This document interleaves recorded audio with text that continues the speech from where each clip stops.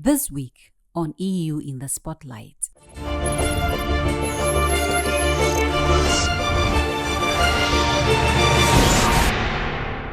Hello there, welcome to Diplomatic Affairs. Briefly, I'll be speaking to the Dutch ambassador to Ghana. It's all about the Youth Sounding Board initiative. This is being done with the European Union in partnership with the Dutch embassy also, and we would like to know the role the embassy of the Netherlands plays when it comes to this particular initiative. When we talk about the Youth Sounding Board, briefly, just so anybody can relate to what exactly this seeks to achieve, what are we talking about?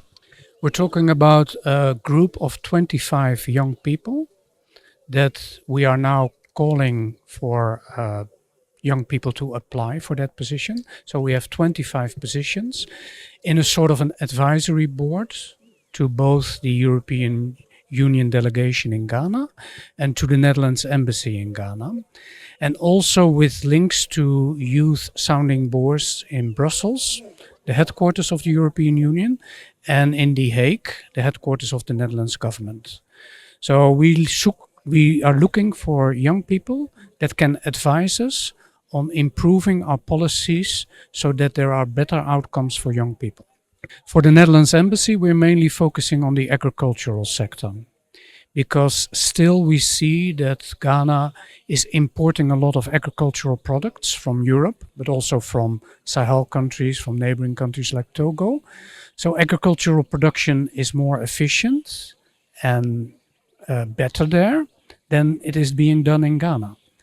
And we see so much unemployment in Ghana. So why is there not an efficient agricultural sector in Ghana? So we're working on that in terms of horticulture and also in cocoa. Those are the two sectors that we are focusing on. And what we would like to achieve is that there are more opportunities for young people to get along in those two sectors. This initiative actually sprang from an idea of the fact that the EU said they wanted to position themselves in the country to be more youth-centric, to be more youth-friendly, and also to see how best they could bridge some of the gaps, the gaps and challenges affecting young people in the country going to be met. So that's what they did. They proffered some solutions. They tweaked. They also amended some of the strategies that were in there. I mean, obviously, it's not only the youth sounding board in that document. We have a lot of other initiatives that will be rolled out. We are looking at people within the TVET sector.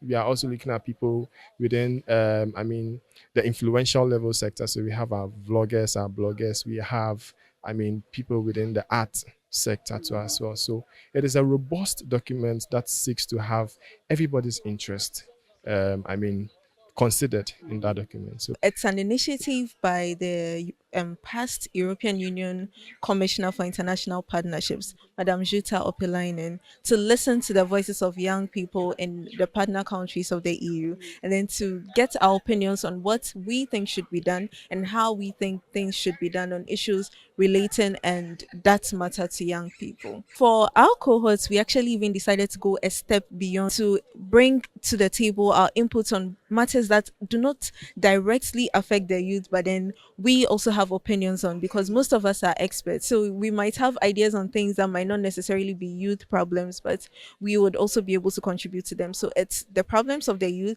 and what we also think should be done about the general issues of the world. It's a way of empowering us and also harvesting the unique gifts and ideas and resources that we have. So we are enabling ourselves to be used to actually improve and better the development of the world we find ourselves in. So we've been talking about the Youth Sounding Board. It is a very exciting news for us to share with you. As usual, when it comes to EU-Ghana partnerships, you know that the EU is very keen when it comes to the youth, empowering the youth and creating an enabling environment for them to thrive. So this is one of such initiatives that is here to actually stay and ensure that the youth are empowered enough to contribute to the development of our country. We couldn't have actually spoken to all the stakeholders without speaking to the head of the EU delegation here in Ghana. Excellency, welcome to Diplomatic Affairs. Could you please, can we just get very practical about this initiative? What is this all about? What is it about? This is a very, very valid question. This is the launch of the call for application. So we are expecting young Ghanaian talents to apply to be eventually member of a board, a committee made of 25 persons between 18 and 32 to help us, to advise us, to give us their views on our ongoing project and our future project. Why is that? We are not hiring 25 people. We are listening to their advices because they have a better understanding what are the expectations, the wishes, the dreams, the hurdles, the circumstances of the youth in the country, and for us to design and align better our projects in order, you know, maybe we can miss something, maybe we can be totally wrong, and in job creation pushing something which makes absolutely no sense on the ground because there is something we totally ignored. And this is the type of things we need, their expertise, their views. And beyond that, 75% of the population is made of youth.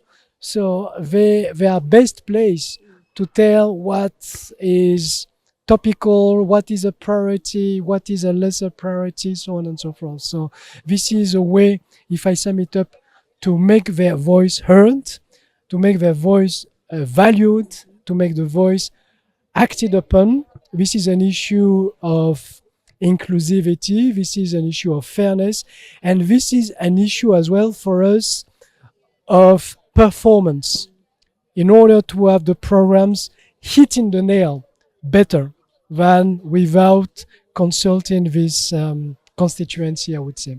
They identify themselves, and then we gather the applications and there will be a selecting committee, so on and so on. So 25 of them will be undergoing this incredible journey. Incredible for us because we are eager to listen, eager to interact, eager to get their views. This is something that has been launched at global level, and now we are launching it at local level to be closer to the grassroots. No, it's an issue of making our project more effective, to having a better connection with the ones for whom this project matters most. We are speaking about training, education, job creation, agriculture, security, fight against corruption, cocoa, whatever. This is about the life of the people. Remember what we have said last year. We want to be people-centered. So if you have this people-centered approach, the core of the core of the core, given the demography, is the youth. So you cannot be closer. It appears the European Union is looking at ways of sharing ideas, taking information, collecting information, especially when it comes to youth policies.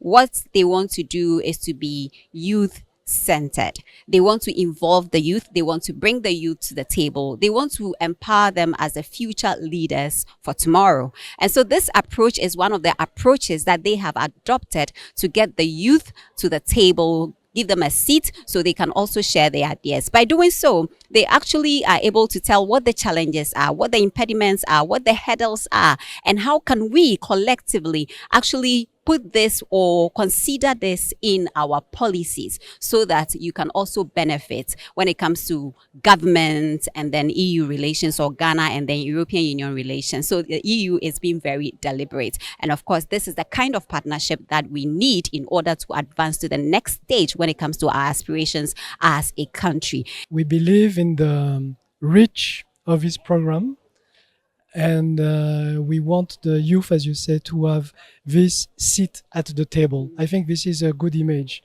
The youth deserve that their voice is heard.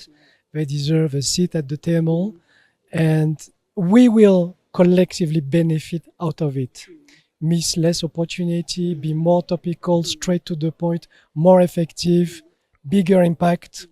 Everybody's happy. This was a special assignment shared by the European Union and Diplomatic Affairs. Madame Harriet, straight from the EU residence to the world, to Ghana, to the youth of Ghana.